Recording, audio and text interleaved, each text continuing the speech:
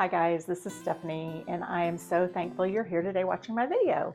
I am going to do a project that is really touches my heart because it reminds me of my grandmother. My grandmother was like a huge inspiration to me. Not only just did she help take care of our family and kind of kept everyone together, supported my mom who was single, and she was always there for everyone. But she also taught me a lot about being creative, and she was always working on a project. She would always give me a little side project to try to, I wanted to be involved in it. But as a child, I couldn't get that done the way she wanted it. So she'd always give me pieces of things to try to sew together or just to make something out of. And so she's really the one who kind of sparked my creativity. I mean, God gave it to me, but she actually helped mold it, and just watching her, I learned a lot from her. So when I saw this piece at the Goodwill, I really knew it drew me to it because it was an owl, and made me start thinking of her. But I had already seen an inspiration picture on Facebook of this really cool vintage owl. And so when I saw it, I was like, oh, can I make that into something like this? And how would I get that done? And I feel like I could do it, but because it's like a hard ceramic and it was metallic silver paint on it, and so the vintage one was most likely plaster of Paris. It had really cool chips and dings in it and layers of paint, and so I was like, how can I get that look? And I think I did okay with it. It ends up being a little more clean than the inspiration, but that's simply because if I were to try to scrape, distress it, it would have been back to silver and it wouldn't have looked good. So I did a lot of shading and with wax and stuff. And so I'm hoping that I created the look or got close to it, but I was really excited about it. And so I picked it up and brought it home and worked on it this last few days. I hope you guys enjoy it. I will make sure I put the products that I've used in the description box, and hopefully I won't forget the names of the colors of the paint and products that I use, which happens a lot because when I'm doing the voiceover, I get a little nervous sometimes. And then I'm like, what color of paint did I use? Anyway, so I hope you guys enjoy this. Let me know if you have any questions about it. I definitely thought of my grandmother a lot while I was making this, and I hope that it kind of brings you back to a place where you think of the special people in your life, and also challenges you to be creative and try something new. So without further ado, we're going to get this video going, and let me know if y'all have any questions, and I'll chat with you in the comments. Okay, this is the ceramic owl, and before I started painting, I went ahead and sprayed it with some shellac to try to get kind of a coating on it that some paint would stick to more permanently. And chalk mineral paint tends to do that. So, but I just wanted to kind of give it the best chance possible. So this paint is the Silk line of Dixie Belle, and it is a chalk mineral paint that has a base coat and top coat included. And I put the first coat on it, and then I did dry it with my heat tool, and as you can see, it needed more than one coat. And I went ahead and I think I had to give it 2, maybe even 3, but not full 3 full coats. So this is what I'm doing. I think this is where I put on the second coat.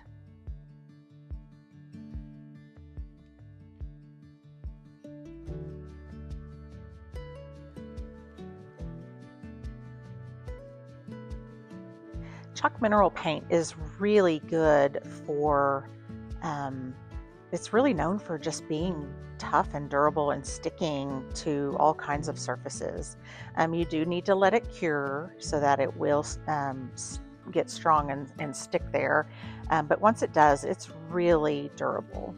And so this particular one does have the top coat in it, and I don't necessarily have to add any type of top coat, but I will add waxes because that will help me get the look I want out of this.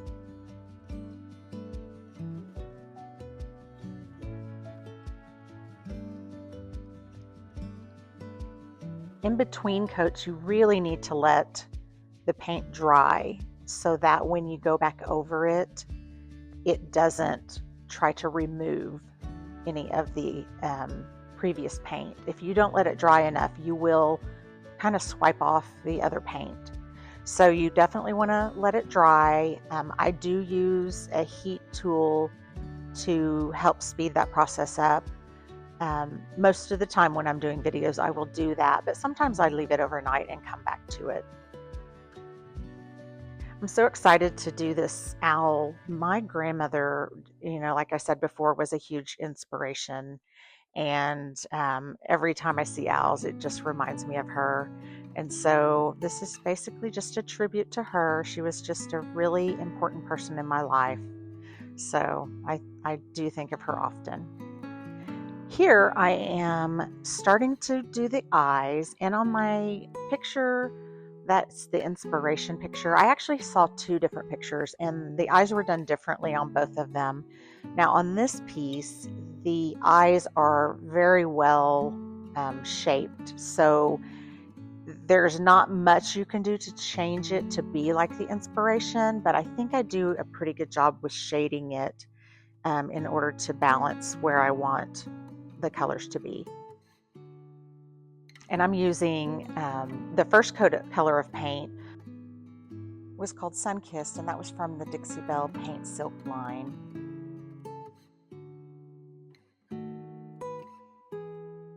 I believe this color is Caviar, and it's the chalk mineral paint, the regular line of Dixie Belle Chalk Mineral paint. And I just use a smaller brush, and I'm trying to create kind of a circle just to start out with. And then I do start using some water to sort of blend it out. And I'm just trying to create a certain look with the eyes. And this is just a process. It definitely is kind of experimental. And if I did this and it completely didn't work, I could just paint over it and start again. And so here I got a little bit bigger brush, and it was wet, and I was just really trying to sort of spread it out and kind of shade it a little bit, because that was the look I was going for, was a shaded lower eye. And you'll see that again. We'll add in the picture towards the end again, so you can see the eyes the way they were done. But it really is a process, and you just kind of have to do layers of it, maybe let it dry a little bit. I think I ended up mixing in a little more of the Sunkissed paint in order to get the look I wanted. And so I do fill in the overall eye area with the black, and I'll come back in with other colors, and I'll definitely add more to get the pupil, I guess is what it would be called, to be the shape and the color that I want it to be. And then, another color to focus on the kind of glowing part of the owl eyes.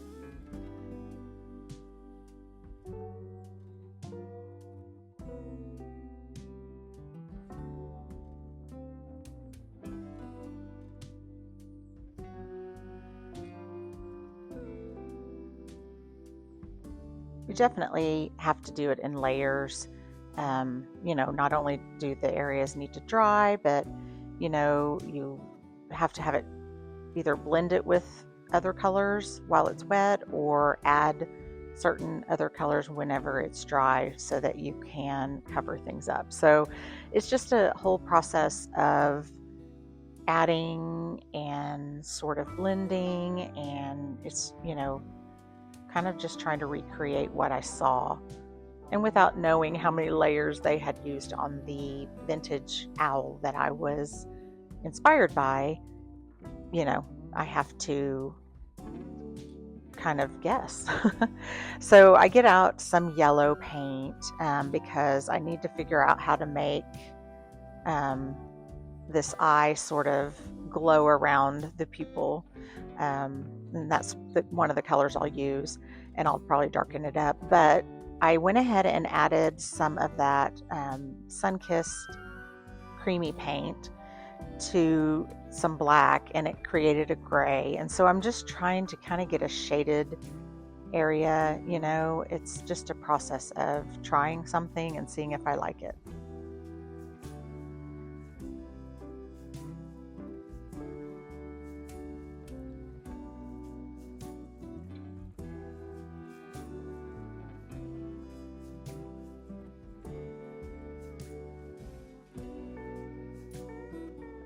And here's where I went ahead and took some of that yellow and I added a little black to it so that I could tone it down a little bit. It was a very bright color. That color is a sample color that I got out of a subscription box, and it is a DIY Debbie's Design Diary color. It's the only yellow I had at the moment, so I chose to use that one and deepen it up with some black added to it.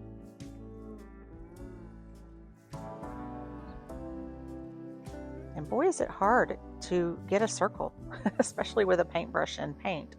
So there'll be, you know, touch up and evening it out as you go along. But you kind of just have to think of it like coloring in a coloring book. You just add and try to stay in the lines and, you know, decide what your lines are to stay in them. And here I just go ahead and start adding more of the black to define that area.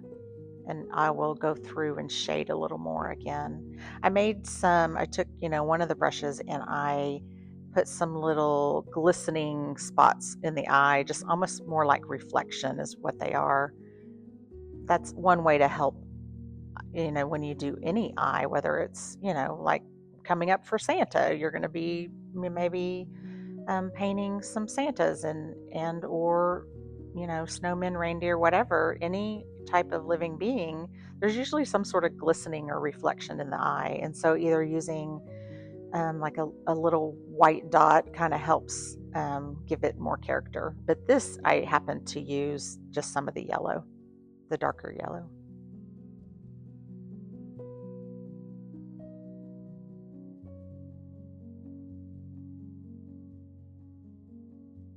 And here I'm trying to create texture.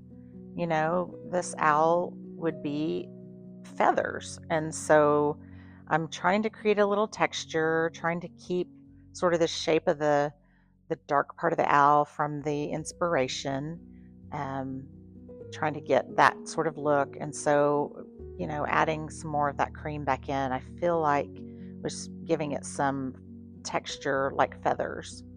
And then I do the beak in the same black. I believe the name of that color of yellow was Liquid Sunshine.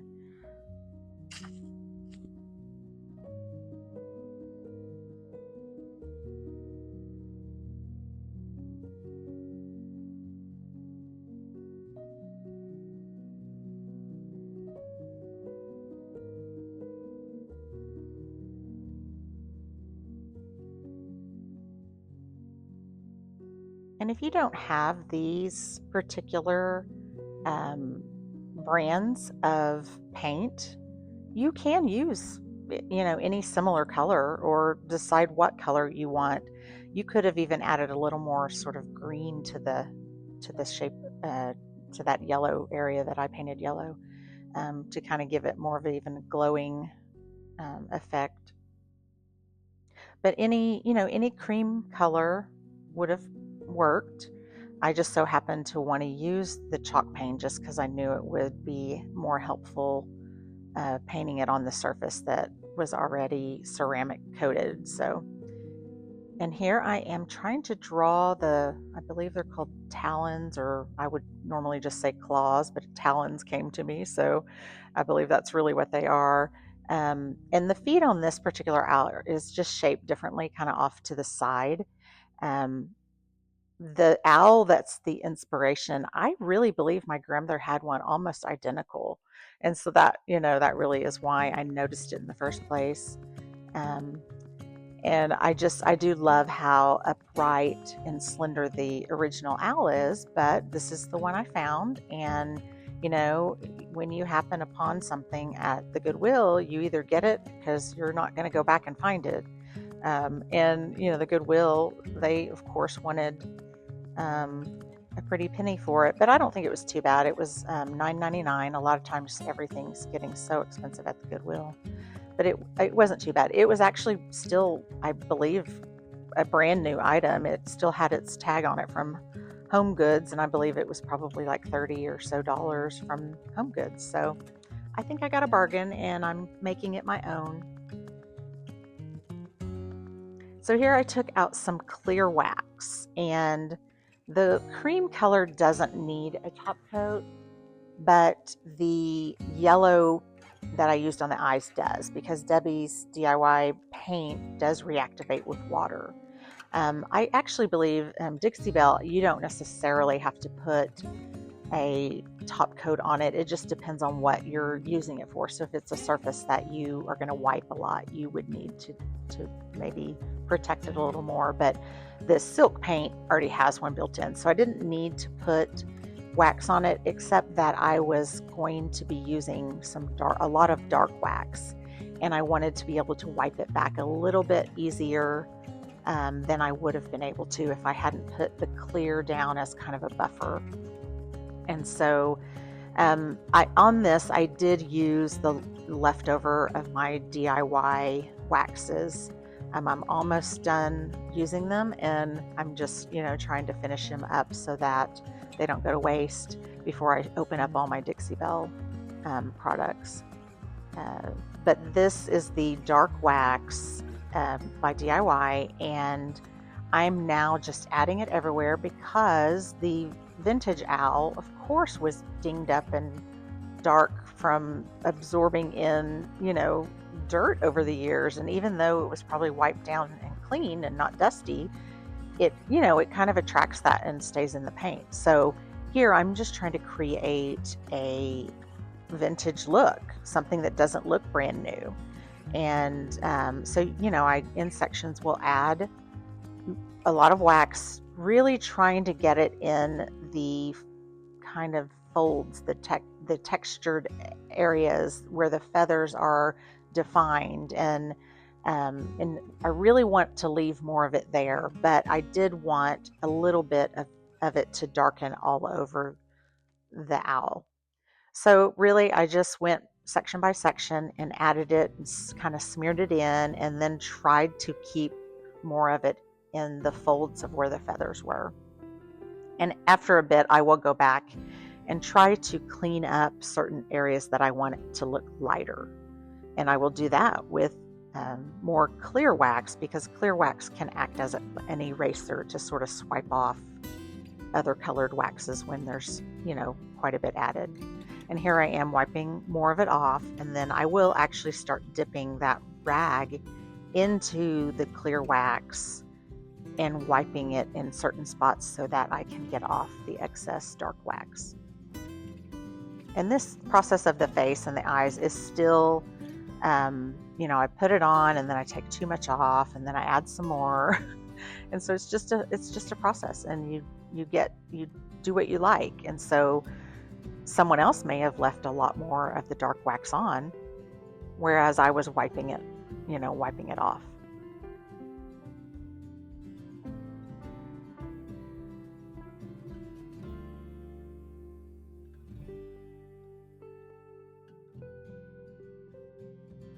And so here's the final picture of it sitting on my mantle, and I will actually use it this fall to decorate with. I've kind of teetered back and forth of putting it in my booth, but I do believe that I have a connection to it, and it reminds me of my grandmother, so I will keep it.